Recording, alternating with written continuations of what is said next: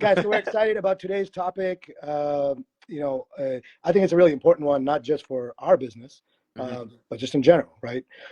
Noise. There's all types of noise happening right now. Specifically in real estate. Last year you had the commission headlines. I mean, kind of bleeding into this year, right?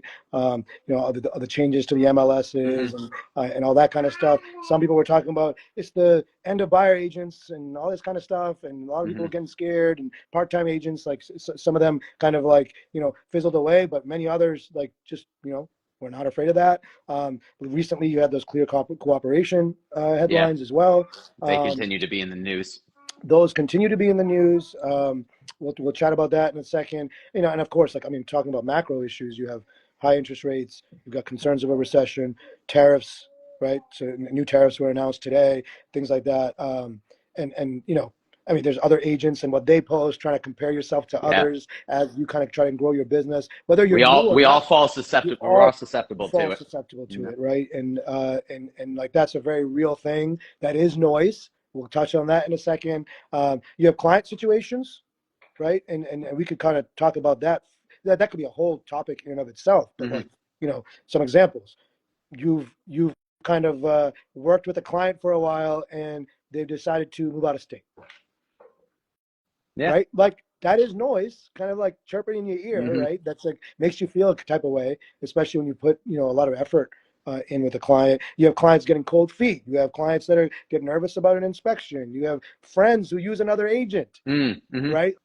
Like these things happen. It's all types of noise, and we're going to kind of dive into each little piece. And if you guys that are listening have examples of noise as well, whether it's in your lives, whether it's in real estate, and we'll try to touch on that as well. Nate, obviously being in real estate as a lender, Kelly having worked with us in the past as well. On the she might view us as noise. That's kind of what I posted. That's kind of what I posted on my story yesterday, right? Is that we like to make noise. We do, and I meant that kind of facetiously, but kind of not. like we do like to make noise, but we fall susceptible sometimes, as all humans do, to the other noise out there, like good, bad, and ugly, right? So Kelly says, we're not noise. Thank you. Too kind. That's too nice. We did not pay her, I promise. At least not anymore. Yeah, dude. Not anymore. We love you, Kelly. So let's dive into this, Mike. Like, what are, like, in terms of like industry and economic news, especially the macro stuff, like what is some of the noise out there? Let's get into some of the details and how that impacts us individually and the industry at large. Let's start with industry noise. So I like going on. Miss you too, Kelly. I'd like to start with the buyer's agent commission, because that was like any change, right? Like good or bad, any change is going to cause a stir. And people didn't really know what to make of it. What potential fallout there'd be from basically just having to talk to your buyers if you are representing them, and discussing a commission ahead of time, and just making sure you're paid on that. And I think like what has come out of that has been actually good, at least from what I've seen. It's because in the past there would be your set buyer's agent fee offered out by the sellers, bring this deal to a close by representing the buyers, and away you go. But that was hidden in the MLS, and the buyers wouldn't, it would be like a afterthought of discussion on it. And, it even had some people saying, which I was guilty of when I first started my career, of like, I'm essentially free. I'm free. I'm already in. But, like within like weeks of that, I was like, I don't think that really makes sense. I'm kind of built into the price. So inevitably the buyer is paying the commission. It's built into the price. So discussion of that with your buyers ahead of time, I think that that's a very good thing. We love transparency here. We love making sure that everyone knows what's about to happen and what's about to go down. And Saad, you can speak for your experience, but my experience has been, yes, has the commission offered out, have I had to like decrease it by 0.25% on sometimes just to make it work? But we were doing that anyway. There would be like, hey, these two clients are like $5,000 away from completing this deal, and you'd rather have a deal than no deal. So sometimes the agents would go together and be like, hey, if you decrease by 2,500, I'll decrease by 2,500 just to get this deal done. It's all Right. in the sake Right. of putting the deal together. So I wouldn't say that that's like really anything different. And I haven't really had, besides blatantly writing it into the offer, I haven't had any disruption in how I go about business. Yeah, I mean, I think I really have nothing to add there. I think there's two key things that you just said. Number one, for buyers, there's more transparency. It is more clear how we as buyer agents get paid, right? And it's the same way Yeah, that we were it getting turned out paid to be, previously. yeah, It's the exact same way we were getting paid previously. Now it's just very clear. And now you definitely, anybody who was saying that your services are free, you don't pay me, like, you definitely can't say that anymore. That's 100% not true. And again, it was not true before, and it's not true now. Right. So it does not change it doesn't change mechanically or logistically anything. There is more transparency though, and I think that is yeah, good for the consumer. It is good for the business. That's number one. The second thing you said, and probably like process wise, the biggest change is that it needs to be written in. That's it. So, mm-hmm. so, and I mean, one thing, I guess the third thing is the buyer agency agreement, which, I mean, we could have a whole another discussion about that too. Like, we get them signed, but like you get them signed and nobody ever looks at them again. So Yeah, it's kind of a funny thing that's like, it's been an added thing that's been kind of put in there, but that does not change whether it gets signed or not, which right now it sounds like process wise it should be. Whether it gets signed or not, it does not change what was being done before versus what's happening right now when it comes to the buyer's experience, the seller's experience, the overall deal as a whole. yeah, So that's an example. Again, I mean, yes, it is important as an agent, as somebody who's in the industry, as if you're a buyer or seller. Yeah, it's important to know that stuff, but it is noise. right, right. Well, the time it was ruled, that's when all the noise happens, right? Tons There's of noise. always, and then I don't know, have people been really talking about it in the last No, couple months? absolutely Yeah, not. Absolutely not. I mean, I yeah, think I mean, we'll get into some of these other things, but like, yeah, nobody's been talking about it. And in fact, like numbers overall, I think the stats show that commissions overall have gone yeah. up, and they I've seen, yeah. show that like even part-time agents, they're doing well. They're doing Mhm. better than previously, which I find fascinating. Right. So again, it's just another example of noise. I think that clear cooperation kind of headlines, and like that for those who don't know, that basically the premise behind that is Compass, one of the largest brokerages in the world, at least in the U.S., possibly the world, but like they kind of wanted this. They kind of want to kind of like put an emphasis on this whole idea of a private listing and kind of a listing that you can keep within your brokerage for really as long as you want to. And one thing led to another, and they're not getting that. But what they are getting is another added feature on MLSs, indicating you can keep it private, like still available to anybody on MLS, right? But it won't go to all these websites like Zillow, Redfins, the private brokerage websites for a certain period of time. Um, Again, and I've heard a few talks about this. It's a lot of people saying like, this impacts very few agents. It impacts very few sellers. Mhm. It's usually going to be those ones that we're talking about celebrity homes. We're talking about like super private people, right? That are trying to kind of like keep it tight. And that's what Compass was trying to do. They effectively were not successful Mhm. in getting that done. But they basically it's just like an added feature that's been added on MLS that further complicates things, but really for no reason. Right, Um, right. so that's another example again of noise, business as usual for us, but there might be like that those nuanced situations where maybe not so much. But Yeah, that's kind of just the yeah. headlines. It is like there's a catch with that of if something has to go to market, if it's going to be sold. I think that the beneficiaries are the general population. Everybody gets to see it. Um, uh, and you have the most eyes on your property to purchase it.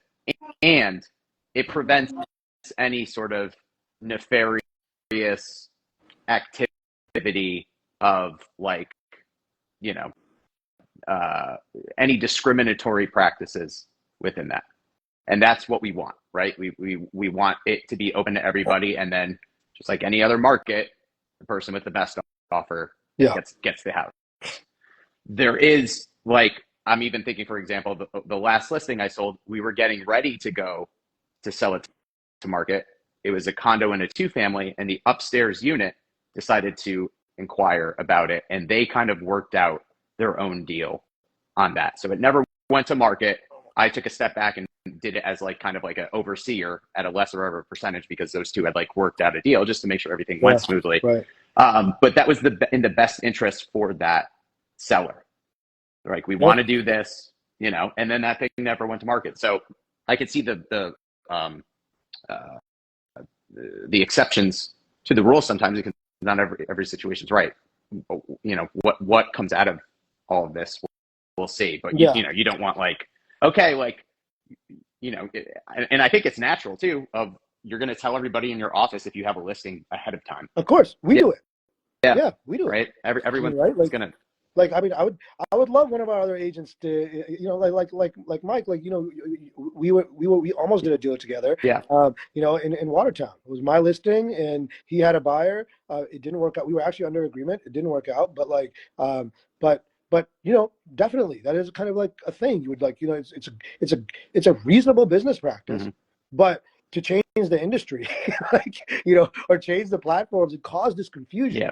That's kind of like the premise of this whole discussion, is like, you know, it's like stuff that was already happening, but like to add a layer of complexity to, while the result is the same, is kind of silly, right? Yeah. So again, it confuses people. You and I had a discussion. I think it was like early last week or maybe a couple of weeks ago. You know, you even said to me, you're like, "Hey, I'm a little nervous about this," right? Yeah, because if you don't have to put something on the market, like what kind of, and what happens Yeah. to the sellers? Like we're not a Compass. We're a Yeah. small brokerage. Like, how does it impact us, right? Right. Like, especially in a low supply environment. Like, that's a very real concern, right? And but you know, it was noise that kind of led to that. So and you know, a rapid fire on a few things, because you know, there's a couple of other things we want to chat about. But like you know, high interest rates, that's been something we've been dealing with for a while. Concerns of a recession, that's been talked about also for a while, but especially lately with the talks of tariffs and costs in general going up, inflation naturally. You know, what's Trump going to do? What is he not going to do? Like, all that kind of Yeah, stuff. I think every single person is living in that purgatory right now. Yeah, So, exactly. yeah, And but the point limbo is, rather. but the point is, and I equate noise to stuff that you cannot control. Like that's kind of the TLDR here, in my view. You cannot control any of the stuff that we just talked about. You have virtually no control over, right? And whatever pieces you can control, it's negligible. And not to say that it's not kind of worth trying your best to control what you can in those areas, but like, it is negligible. These are like much bigger than you, myself, Torii, than even the state of Massachusetts. Like there's so much more that's happening that we don't have control over it, and it's, your energy is much better spent on those things that you actually can control. And you know, again, that's a whole different topic. But I wanna get your take, Mike, on other agents and what they post. Like, you know, especially in this day of social media. Like, how do you think about noise and like the mindset involved when you kind of look at some of these other things that agents are doing, not doing, posting, etc. Yeah, I think along, and not to say that like it doesn't come back and rear its ugly head again, but I think like a long time ago we learned like a lot of the people who are trying to show like a lifestyle, or you can tell when somebody's trying to like stunt on you, right? Those are, or somebody that makes it comes up to you at a networking event and is like immediately, so like, what's your volume? What's your right? Something like that. Or the people that like, you know, we make fun of the I'm a top 1% person or whatever. If you haven't seen it already, go to our website, check out our the video that's on our homepage. We specifically make fun of those agents. Yeah. So, and if you are one of those agents, yes, we're making fun of you too. So. Yeah, exactly, right? And it's just like, you do, you want to showcase a job that you're doing, how much you're in service of the clients that you're representing, and not like, look at me. Yeah. You know, and it's really unfortunate that a lot of you know, societal behavior is like this, but I think it's, once you see it, that if somebody's like leading with that, Yeah. it means they're Yeah. insecure about it. It's Hmm. probably not true. Are you attacking a group of people? If so, you're probably like insecure about like anything that you lead with and try to like over almost like overcompensate for is usually the weakness within Yeah. yourself. So Yeah. that's how I. But it still doesn't stop from every now and again. It's like, oh shit, that person's like really taken off. Like, and it's human nature. You're gonna have like a bit of jealousy, and you have to keep reminding yourself that. Yeah. I mean, Um, I think like it's again, it's not just an agent thing. It's like just because of social media in yeah, general, like you gotta take everything with a grain of salt. yeah, You have to, because majority of what's out there is nonsense, right? Majority of what's out there is fake, and I think I think like you can tell who's genuine, you can tell who's authentic, you can tell who's being real, and like look, a little bit of flexing here and there is okay, but yeah, like sure. but Mike made a really important point. You want to be wary when people are leading with that Hmm. flex, right? Or leading with the stunting. Yeah, like I think that's a very, very good point. And it's easy to tell, right? yeah, I yeah. think it's very easy to It's tell. easy. It's easy to tell because you don't want to talk to them. 100%, Like, 100%. if you have that feeling of like, oh God, get away from me, It stop. makes me not want to do business with them. It does make me think about like, hey, if I come across one of their listings, oh God, that'd be so Yeah, annoying yeah, to work with this person.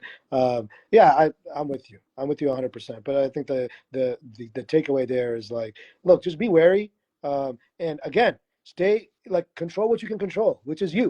all Right? right. You can control your activity. You can control how you're presenting yourself. Yes, in this business, like in a lot of businesses, you got to brand yourself. You got to do some marketing. Social media is a big part of that. All that kind Mhm. of stuff.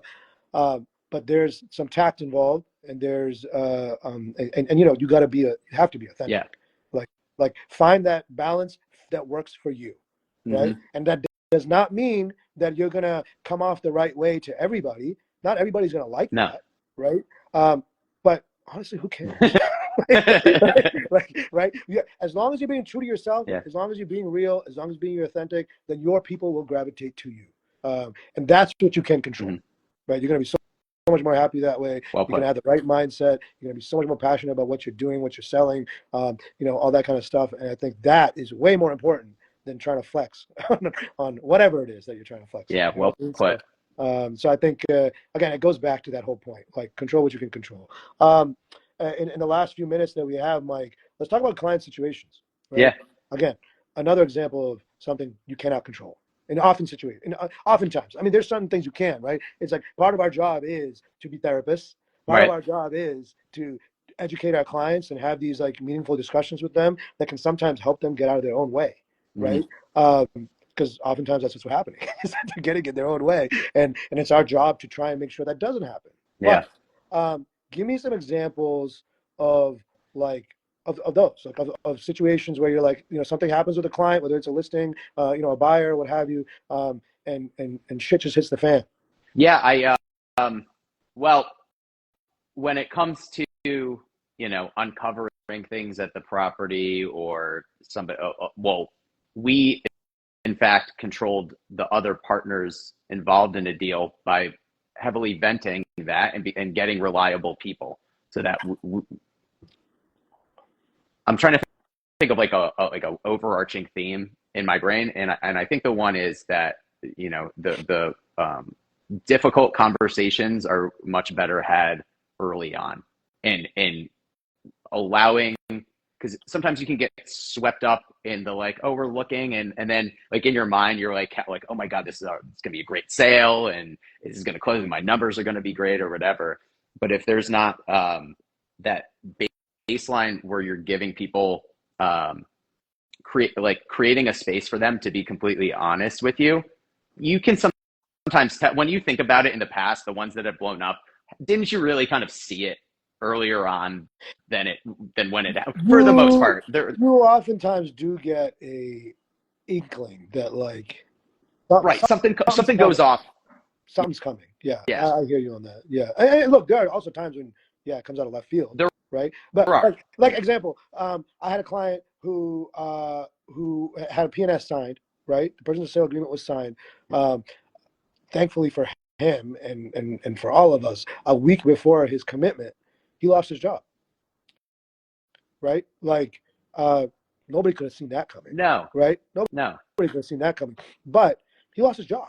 Like, he's not going to get his loan, And I right? think that that's understandable amongst everybody of like, nobody wanted that to happen. There's nothing nefarious going on. It's just a simple fact It that happens, that happened. right? It Yeah. happens. But again, you can't control that, No.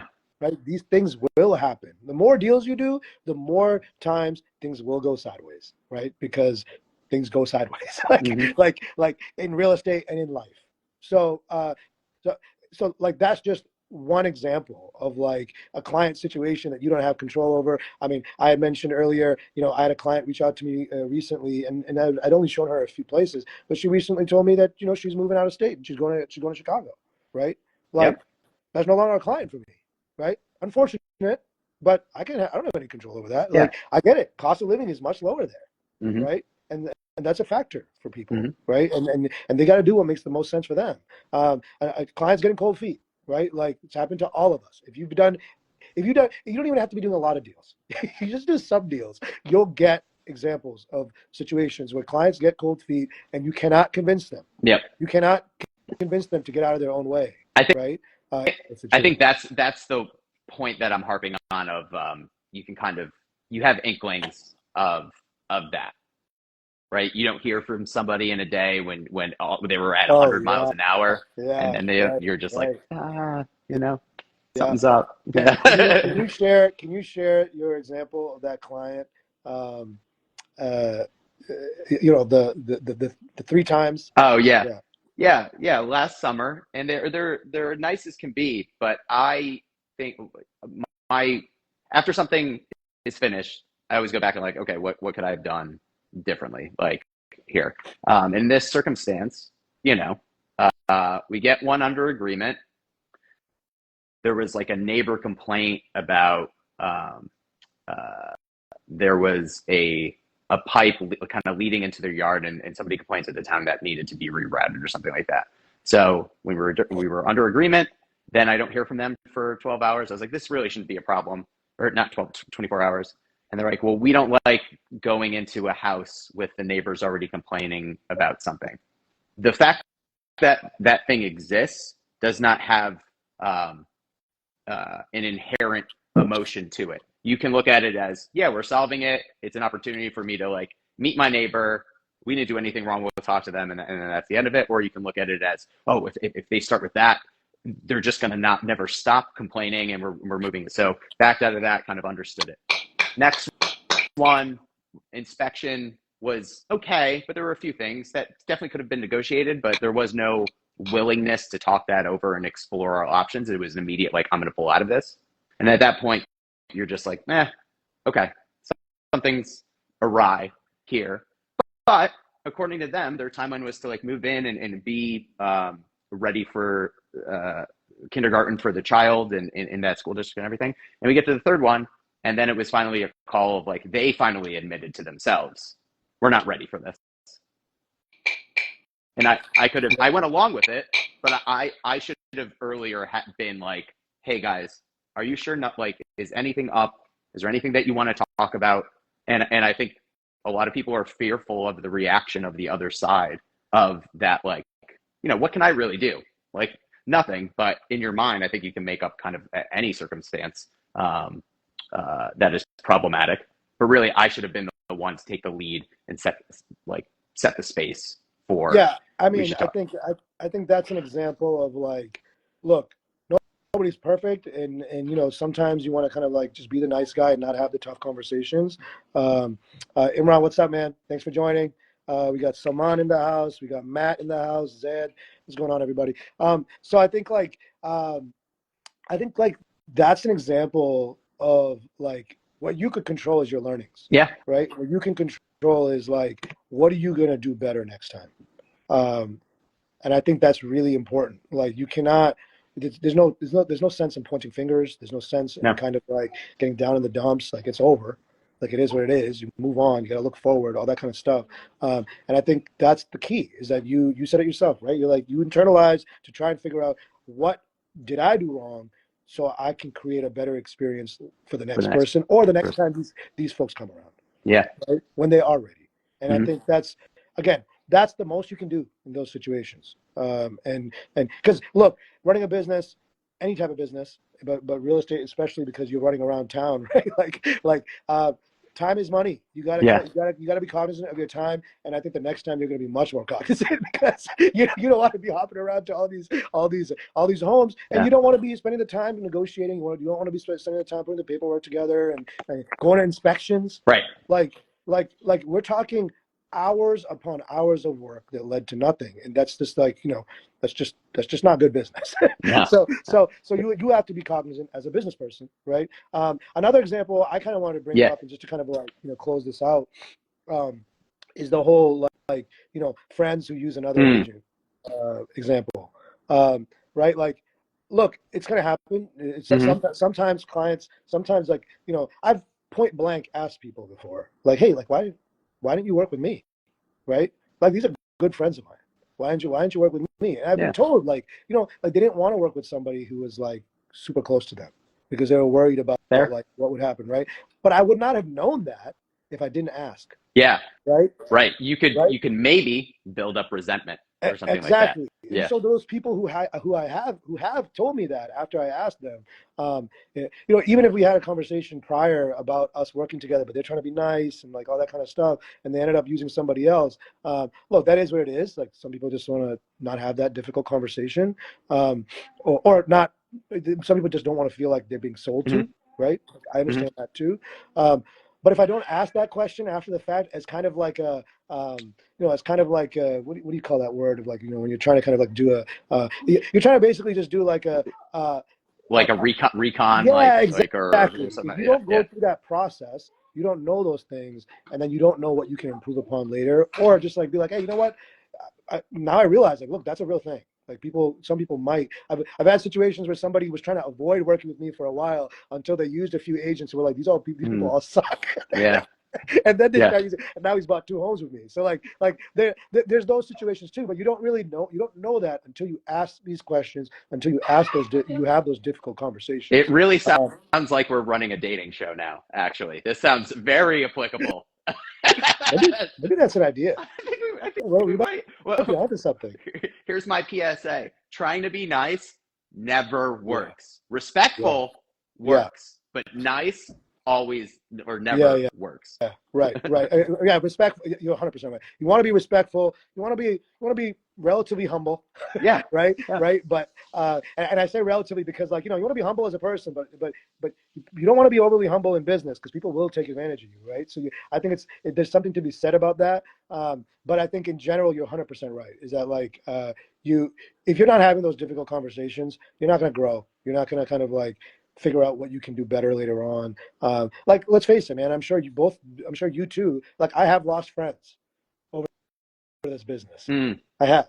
yeah. Like, I've lost a couple of, like, people that I was like really good friends with, and I'm not anymore, because of just like the way they handled these situations, right? Again, I'm an adult, right? And I can kind of like take some bad news, but if I if I feel disrespected in some way, then that's different, Yeah. right? And I take it a certain type of way, but you can't take it like personally, but you got to move on. Yeah. Like that. Your friend saying like we'd rather not work with like people that we're close with. What are you going to say to that? You just like, yeah, okay, that's your Yeah, preference. I I'm not going to get it. push it. I So, appreciate you being honest with me, like, yeah. and telling me that, right? And now I know, Hmm. right? And it's helpful for me to have those data points, because, like, it's something I'll have in the back of my mind, that, like, just because somebody knows me doesn't mean that they're going to work with me. In fact, in those situations, I might have to work a little bit Yeah. harder to get the business. Yeah. So, um, yeah. So I think, like, look, these are all examples of things you cannot control. That's kind of like the headline here, including, a baby in the background who's being wrapped She right sounded like the cat more so. Right there. up. Just look, a reminder for anybody who's joining last minute here, like, control what you can control. Those things are your passion, your drive, your activity. The experience you provide to whoever you're working with, especially if you're in kind of like a B2C business. But and just doing right by the client, right? And like all these things kind of in totality help mold your mindset, right? Your mindset you can't control. Amen, brother. And if you're in the right place mentally, I think that's what's most important, not all these exterior factors. So I don't know, Mike, if there's anything else you want to add there. I think that's a nice little A bow on bow the on whole top. thing. Yeah, yeah, yeah. That's good.